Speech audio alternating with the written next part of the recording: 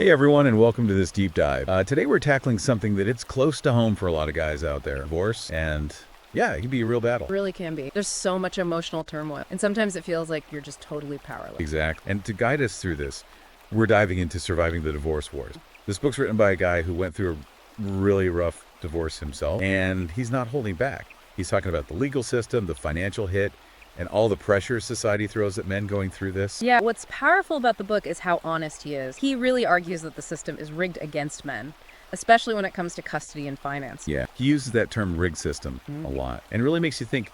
One of the first things that jumped out at me was the statistic he throws out. Fathers only get sole or primary custody 10% of the time. That's a huge red flag. Yeah, that's a big one. And it makes you question how societal expectations and the legal system are working. Historically, mothers were seen as the primary caregiver, but roles are changing, and it seems like the system hasn't caught up. Right, and that ties into the financial drain. He talks about alimony, child support. It can really wipe a guy out, especially when you add legal fees on top of that. He tells this story about a guy named John who loses custody because of false accusations and ends up paying a fortune in alimony.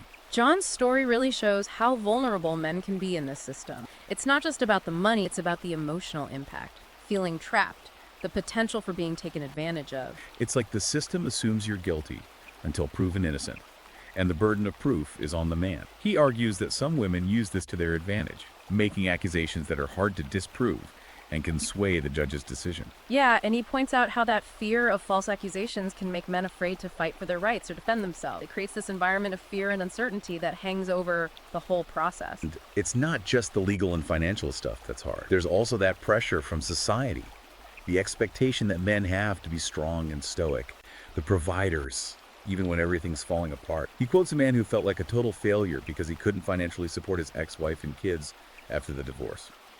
It speaks to a bigger issue how men aren't really allowed to be vulnerable, to show their emotions and struggles. Society tells them to just man up and deal with it, and that can lead to all sorts of problems down the line. It's like they're damned if they do and damned if they don't. Punished for showing weakness and punished for not living up to these outdated ideas of what a man should be. And that's where his advice on coping mechanisms comes in, right? Absolutely. He says it's crucial to find support. Friends, family, therapists, people who can give you a safe space to work through those emotions and start rebuilding. And it's not just about talking. It's also about practical things like exercise, meditation, journaling. Anything that can help you regain control and feel better. He even talks about rediscovering yourself after divorce, taking time to figure out what you value and what's important to you, setting new goals that align with who you are now. Like a forced reinvention, I guess. Yeah. It can be scary, but it's also a chance to grow and change for the better. He really wants men to embrace that opportunity, to set new goals, personal, professional, anything that gives them a sense of purpose. It could be something small like learning a new skill or taking up a hobby or even traveling somewhere you've always dreamed of. It's about reclaiming your life and making it your own. He acknowledges that there are practical challenges too. You might be living in a smaller place, having to adjust to a tighter budget and juggling new responsibilities. Yeah, downsizing can be rough, especially if you were used to a certain way of life. But he says to see it as a chance to simplify, declutter, create a space that truly reflects who you are now. It's about creating a place where you can heal, recharge, and plan for the future. What about dating after divorce? That's a whole other challenge, especially if you haven't been on the dating scene for a while. He doesn't sugarcoat it. He says it can be scary, especially with all the dating apps and the way things are now, but he encourages men to go into it with an open mind and a positive He attitude. talks about being authentic, being upfront about who you are and what you want, instead of trying to fit some mold. Right. He warns against jumping into new relationships too quickly. He says take the time to heal from the divorce, figure out what went wrong, and be clear about what you're looking for in a partner. It's about learning from the past and using that to build a better relationship next time. He even gives some tips for online dating, like how to make a good profile and how to navigate all the back and forth messaging. He stresses being honest about your situation and what you want. No playing games or pretending to be someone you're not. And he reminds guys that rejection is part of the process. It doesn't mean you're not good enough. It's about finding someone who's truly right for you, not just settle. He even shares some inspiring stories about men who found love and happiness after divorce. It shows that it's possible to rebuild and find someone who truly gets you. Stories highlight how important it is to be patient, resilient, and willing to learn and grow from what you've been through. So even though divorce can feel like the end of the world, this book shows that it's not. It's a chance to start fresh, redefine yourself, and build a life that's even better than before. It's about taking control, embracing the challenges, and coming out of it stronger and wiser. Welcome back to our deep dive into surviving the divorce wars. In part one, we talked about some of the harsh realities of divorce, the power imbalance, how men can be taken advantage of. Yeah, it can feel pretty overwhelming, like walking into a war zone without any armor. But as we go deeper into this book, we see that it's not all doom and gloom. The author offers some really smart strategies for coping with the emotional fallout and getting your life back on track. He starts by saying that healing begins with acknowledging the emotional damage. He compares divorce to a train wreck. Wow. Sudden, devastating, and you're left feeling completely lost. That's a really powerful image. It captures the shock and trauma so many men go through, especially if they didn't see it coming. And he argues that society doesn't really give men the tools to deal with that kind of emotional trauma.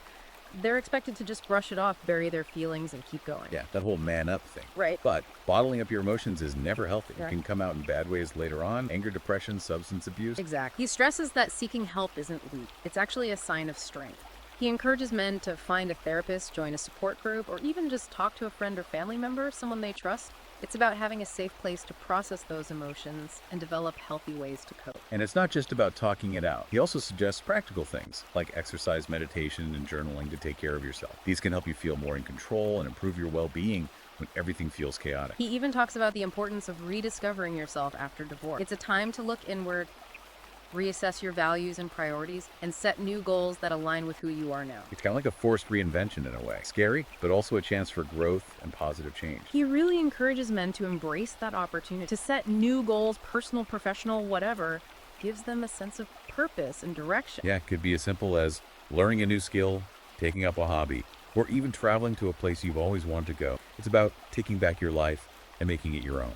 He acknowledges that there are practical challenges too. Downsizing to a smaller living space, adjusting to a tighter budget, and taking on new responsibilities. Downsizing can be tough, especially if you were used to a certain lifestyle. But he says try to see it as an opportunity to simplify, declutter, and create a space that truly reflects who you are now. It's about creating a sanctuary where you can heal, recharge, and plan for the future. What about dating after divorce? That could be a whole new world, especially if you've been out of the game for a while. He doesn't shy away from the challenge. He says it can be intimidating, especially with all the dating apps and new social norms, but he encourages men to approach it with an open mind and a positive attitude. Be authentic, right? Be upfront about who you are and what you're looking for. Don't try to be someone you're not. Exactly. He warns against rushing into new relationships too quickly. He says, take your time to heal from the divorce, figure out what went wrong, and be clear about what you truly want in a partner. Learn from your mistakes so you can build a healthier and more fulfilling relationship in the future. Right. And he gives some practical tips for online dating, creating a good profile, navigating all those messages. Yeah. He says be upfront about your situation and your expectation. No need to play games or pretend. And he reminds men that rejection is part of the process. It's not personal.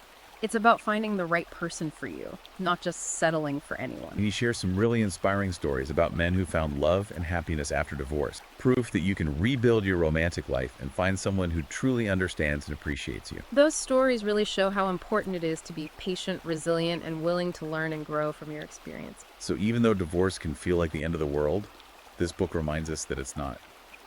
It's a chance to start fresh, figure out who you are, and create a life that's even better than before. It's about taking control of your life, embracing the challenges, and coming out of it stronger and wiser. All right, so we're back for the final part of our deep dive into surviving the divorce wars. We've talked about the emotional side of things and the practical stuff about rebuilding. But there's one more big piece we got to cover, the legal battle. Yeah, that's where things can get really nasty, especially with false accusations and a system that often feels stacked against you. And of course, the fight for your rights as a father. It's a minefield. Yeah. One wrong step and everything blows up. The book really stresses how important it is to be prepared and to have the right lawyer on your side. Oh, absolutely. He's super adamant about that. He even compares false accusations to IEDs. EDs like bombs. Exact. Hidden threats that can just explode and cause massive damage. That's a powerful image. Right. It really shows how serious this is and how important it is to be careful. So what can guys do to protect themselves from these IEDs? Documentation, he says, is key. Keep records of everything. Emails, texts, social media posts. Even write down notes about conversations you have. Create a paper trail to prove those claims are false. It's like building your defense brick by brick. Right. And he also talks about gathering any physical evidence that supports your case. Photos, videos, eyewitness accounts, anything like that. Anything that can back up your story. Yeah. And most importantly, he says, find a lawyer who specializes in men's rights and false accusations. Someone who knows how to fight those claims in court. Level the playing field. Yeah. Have someone in your corner who can really fight for you. But even with the best lawyer, the system itself can be really intimidating. He's honest about that. He talks about the biases that exist, the laws that are outdated, and even the fact that some judges might be more sympathetic to one side over the other. It's discouraging. It can feel like you're fighting an uphill battle from the start.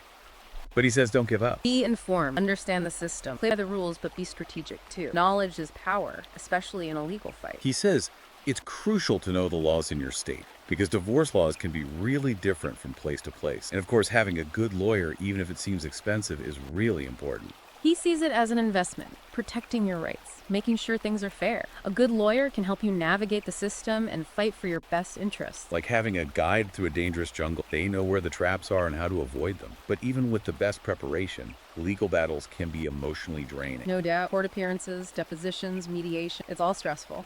He recommends things like breathing exercises, meditation, or even therapy to manage that stress. It's a marathon, not a sprint. Got to take care of yourself mentally and emotionally throughout the process. And he also digs into the challenges of fighting for your rights as a father, especially when it comes to custody and visitation. He knows there's a bias towards mothers, but he doesn't want fathers to give up. He says, be proactive, be involved, keep records of everything, go to school events, schedule regular visits.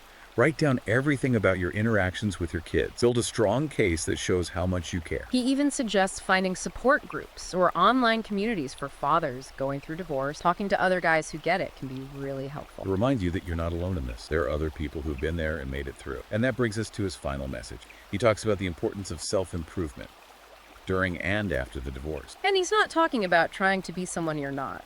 It's about personal growth, healing, becoming the best version of yourself. He suggests finding new hobbies, going back to school or pursuing career goals, maybe even going to therapy to deal with any issues that might have led to the marriage ending. It's about taking control of your life, your choices, your future, creating a life that makes you happy and gives you a sense of purpose. He wants men to see that divorce, as painful as it is, can be a chance for positive change. It's a chance to learn from your mistakes, rediscover your passions, and become a stronger, more resilient, and more authentic you. Turning a bad ending into a brand new beginning. So as we wrap up this deep dive into surviving the divorce wars, I hope you're feeling empowered, not defeated. Remember, knowledge is power, support is crucial, and self-improvement is the key to building a better future. And if you want to learn more from the author himself, you can check out Surviving the Divorce Wars on Amazon Kindle and Google Play Books. Thanks for joining us on this deep dive. Until next time, stay informed, stay strong, and keep fighting for the life you deserve.